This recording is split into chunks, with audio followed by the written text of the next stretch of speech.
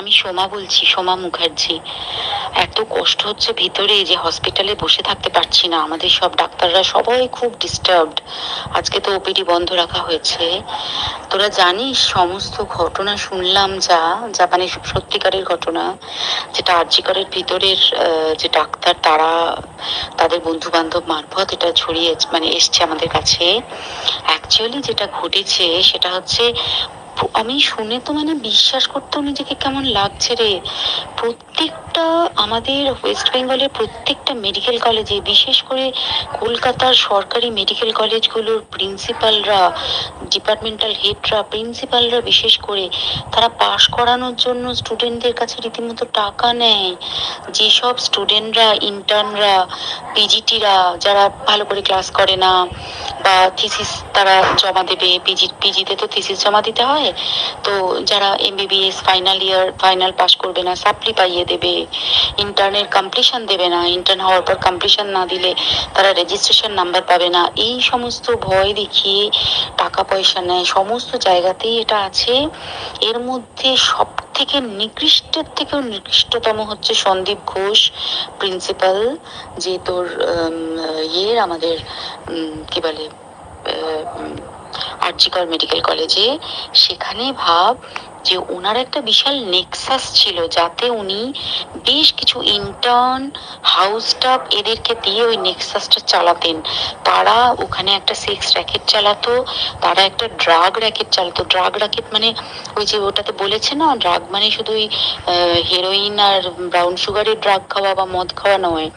Drug মানে হচ্ছে যে কম দামি, কম টাকায় যে ওষুধ পাওয়া যায়, যে ওষুধ, ওষুধ না জল ভগবান জানে, সেই ওষুধের মানে কোটি কোটি টাকায় যে টেন্ডার বেরোতো, সেই ওষুধ নিয়ে ওষুধ কোম্পানিগুলোর কাছ থেকে কোটি কোটি টাকা, সেই সমস্ত টাকার একটা বড় অংশ যেত পার্টি ফান্ডে। বুঝতেই পারছিস তাহলে।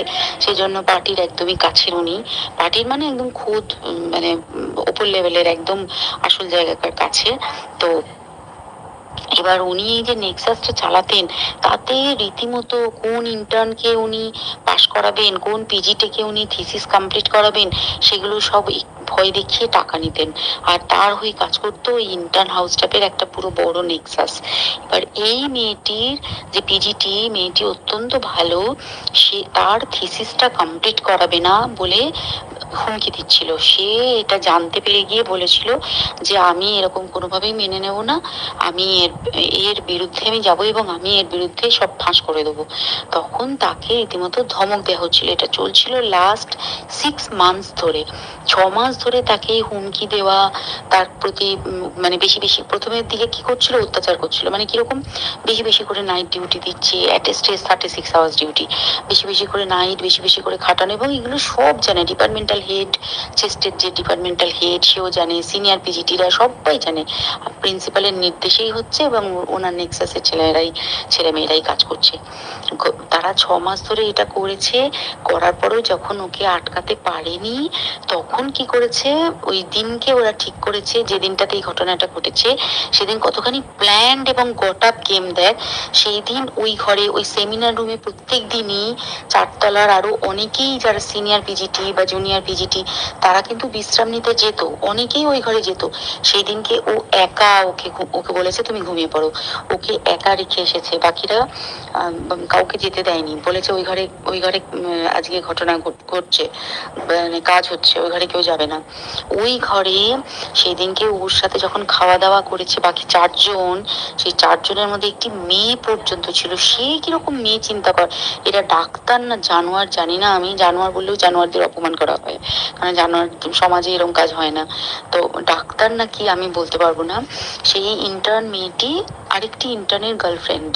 তো তার সাথে ওই পিজিটি মেয়েটি প্রচুর ঝগড়া হয়েছে। ঝগড়া হওয়ার পরে তারা তো হুমকি টুমকি দিয়ে চলে গেছে, দিয়ে তারা বলেছে তুমি ঘুমো। এবার ও তো জানে না, ভালো মনে শুতে এসেছে। তারপরে তারা গিয়ে মদটদ খেয়েছে, 7-8 জন মিলে চড়াও হয়েছে। এবং তোরা জানিস যে প্রথমে তার হাত দুটোকে দুপাশে 2 জন ধরে রেখেছে এবং সেই কাজে সেই মেয়েটিও সাহায্য করেছে, ইন্টার্ন মেয়েটি। 2 জন ওকে পা দুটোকে টেনে জরাসন্ধের মতো ছিঁড়ে ফেলেছে, মানে ছেঁড়ার মতো করে টেনেছে, যাতে পেলভিক বোন ভেঙেছে, কলার বোন ভেঙেছে। মানে কি বিপর্যস্ত মানে বিধ্বস্ত, কি নৃশংস অত্যাচার করেছে। ওকে উল্টো দিক করে শুইয়েছে, পিঠের ওপর দিয়ে বুট পরে হেঁটে গেছে, মাথাটাকে এমন থেতলেছে যে মানে স্কাল ফাল রাপচার হয়েছে। এই সমস্ত করার পরে শ্বাসরোধ করে তাকে মেরেছে। মেরে তারপরে আরো যেটা আরো ভয়ঙ্কর, যে একটা মৃত মানুষকে মিনিমাম ডিগনিটি দিতে জানে না, তারা নিচে এসে দেখেছে ওই সঞ্জয় তখন বসে মদ খাচ্ছিল অন্য আরো গ্রুপ ডিস্টার্বদের সাথে। সঞ্জয় ছেলেটা আছে, তার কাটা সঞ্জয় বলতো ওরা, ওকে বলে ফল গাই, মানে ওর একটু ওইসব আলুর দোষ আছে। ও যত্রতত্র যখন তখন প্রস্টিটিউট এলাকায় যায়। এবার দেখেছে যে একে দিয়ে যদি একটা রেপ করিয়ে দিতে পারি তাহলে ঘটনার মোড়টা অন্যদিকে ঘুরে যাবে। এইবার ওকে বলেছে, যা সেমিনার রুমে তোর জন্য রেখে এসছি, যা তুই এবার গিয়ে কাজ করে দিয়ে আয়। ও এসে ওই ডেড বডি খেয়ে রেপ করেছে, যাতে তার ভ্যাজাইনাতে সিমেন পাওয়া যায়। তো এবার এই হচ্ছে, প্লিজ আমি নাম করে ফেললাম সবকিছুই। কতজন আমি যে নামগুলো পাঠিয়েছি, এই সব ডাক্তাররা, এরা সব জড়িত জানিস, কিন্তু কেউ কোনো প্রমাণ নেই। প্রমাণ লোপাটের জন্য সেদিনকে ওই ইন্টার্ন এবং ডাক্তাররা যে ওইখানের যে বাথরুমটাতে হাত পা ধুয়েছে, রক্ত ধুয়েছে, সেইটাকে সাত তাড়াতাড়ি প্রমাণ লোপাটের জন্য ওই দেওয়ালকে ভেঙে দিয়ে তার মানে ওই বাথরুমের জায়গাটাকেই ভাঙতে হচ্ছে ওদের। ওখানে নাকি ওরা রুম বানাবে, কালকে দেখেছিস তোরা খবরে। আর বেশি বলতে পারছি না, মানে তোরা তো সবাই প্রোটেস্ট করিস, আমরা তো আমাদের দিক থেকে করছি, কিন্তু কিছুই হবে না। পুরা দেশে কিছুই হবার নেই, শুধু ভেতরে ভেতরে গুমড়ে গুমড়ে কষ্ট পাওয়া। আর আগামী প্রজন্মের যে ডাক্তাররা বেরোবে, তারা যে ইন্টার্ন বা পিজিটি বা যাদের কাছে আমরা যাব ভবিষ্যতে, তারা কি ডাক্তার না কি আমি জানি না, কি নিয়ে তাদের কাছে আমরা যাব, আর কি করেই বা আমাদের পরের প্রজন্মকে আমরা সুরক্ষিত রাখবো।